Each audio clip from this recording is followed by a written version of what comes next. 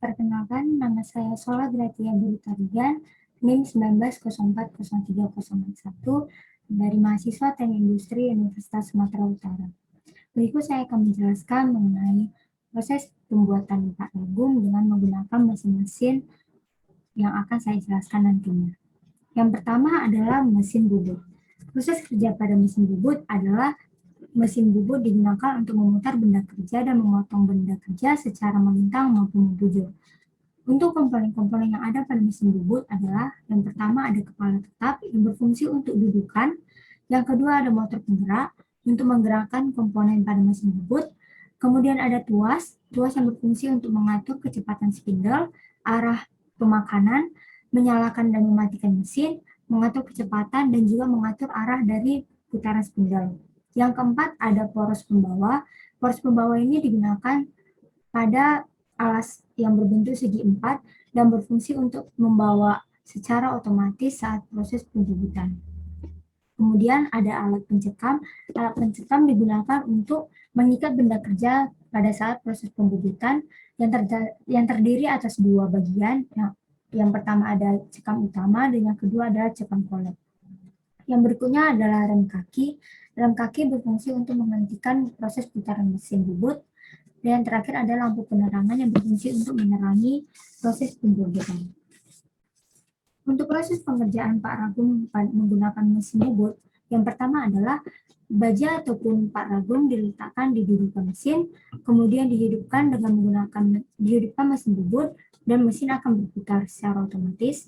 Kemudian mesin akan mengikis baja dan operator mulai memutar tuas untuk menggerakkan alat pencekam dan juga mengatur putar mesin. Kemudian akhirnya akan terbentuk ulir luar untuk Pak Ragum. Yang berikutnya ada mesin sekrap. Mesin sekrap adalah mesin yang memiliki gerak utama lurus bolak-balik dan digunakan untuk mengerjakan bidang rata, cekung, cembung, dan permukaan yang lainnya. Untuk prinsip kerja dari mesin sekrap, benda kerja dijepit pada ragum, disayat dan dengan pahat yang bergerak lurus maju mundur, dan untuk maju digunakan untuk menyayat dan mundur digunakan untuk tanpa penyayatan. Komponen yang ada pada mesin sekrap yang pertama adalah badan mesin, yaitu tempat untuk seluruh bagian dari mesin sekrap. Kemudian ada meja mesin sebagai tempat dudukan benda kerja. Kemudian ada lengan yang berfungsi untuk menggerakkan pahat secara maju mundur. Kemudian ada eratan pahat, itu berfungsi untuk mengatur ketebalan pahat dengan roda pemutar yang akan diputarkan. Kemudian ada tuas panjang langkah untuk mengatur pendeknya langkah pahat dengan. Kemudian ada tuas posisi pahat yang berfungsi untuk mengatur kedudukan pahat terhadap benda kerja. Untuk proses pengerjaan Pak Ragum, yang pertama adalah mesin dihidupkan yang sebelumnya telah diatur ketebalannya dari pahat dan kecepatan mesin. Kemudian lengan akan bergerak secara maju mundur dan mulai memahat benda kerja. Berikutnya, tuas pengatur langkah belakang dan tuas pengatur meja akan diatur sedemikian rupa dan akan ada namanya handle otomatis untuk mengatur pergerakan dari mesin sekrap.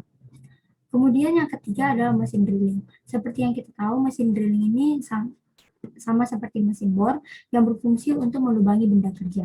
Prinsip kerja dari mesin drilling ini adalah proses mesin yang berputar sesuai dengan porosnya yang di ujung dipasang mata bor untuk mengubah benda kerja yang dijepit di meja mesin bor. Benda kerja akan diam dan mata bor akan bergerak berotasi sesuai dengan kecepatan tertentu yang telah ditentukan. Untuk komponen yang ada pada mesin drilling, ada dudukan yang berfungsi untuk menopang berat mesin bor, ada meja, bergerak secara vertikal ataupun horizontal, kemudian ada spindle. Spindle digunakan untuk membantu menahan dan mentransfer gerakan putar kepala bor ke template bor. Kemudian ada mata bor yang berfungsi untuk melubangi benda kerja. Kemudian ada switch on atau off untuk menghidupkan atau mematikan mesin dari drill. Proses pengerjaan yang pertama adalah Pak Ragum yaitu ulir akan dijepit dan diarahkan sesuai dengan mata bor. Kemudian mesin dihidupkan dan mata bor akan mulai mendekati Pak Ragum. Mata panah akan disesuaikan dengan kecepatan mesin. Bila semakin kuat ditekan, maka akan semakin cepat perputaran dari mata bor. Kemudian daerah benda kerja yang dilubangi dibersihkan dengan menggunakan brush untuk menghindari terjadinya cacat pada produk. Kemudian mesin dimatikan dan benda kerja dilepas dari meja mesin drilling. Kemudian prinsip kerja bangku. Kerja bangku merupakan pekerjaan perkakas tangan yang digunakan untuk pembentukan perakitan dan perbaikan sesuai dengan fungsi peralatan yang dilakukan. Untuk Pak Ragum sendiri terdapat dua kerja bangku yang dilakukan, yaitu ada kikir dan gerinda.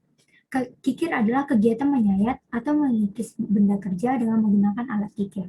Untuk proses pengerjaan menggunakan kikir adalah benda kerja Pak Ragum, yaitu ulir dipegang oleh operator dan tangan yang satunya memegang alat kikir dan dikikis secara searah dengan benda kerja hingga mencapai bentuk yang diinginkan. Untuk proses kikir dibutuhkan waktu yang cukup lama untuk mendapatkan hasil yang sesuai dengan apa yang diinginkan. Kemudian ada gerinda. Gerinda berfungsi untuk menghaluskan permukaan benda kerja dengan menggunakan mesin gerinda dan diarahkan ke benda kerja yang permukaannya belum rata. Contohnya kita ambil pada penjepit berjalan. Pada penjepit berjalan di Pak Ragum, mesin gerinda dihidupkan dan mesin akan mulai mengelas ataupun menghaluskan permukaan dari penjepit berjalan untuk meratakan permukaan dan juga menghindari produk cacat dari penjepit berjalan. Sekian pemaparan saya mengenai proses permesinan yang ada pada Ragum. Bila ada kata yang salah, mohon dimaafkan. Terima kasih.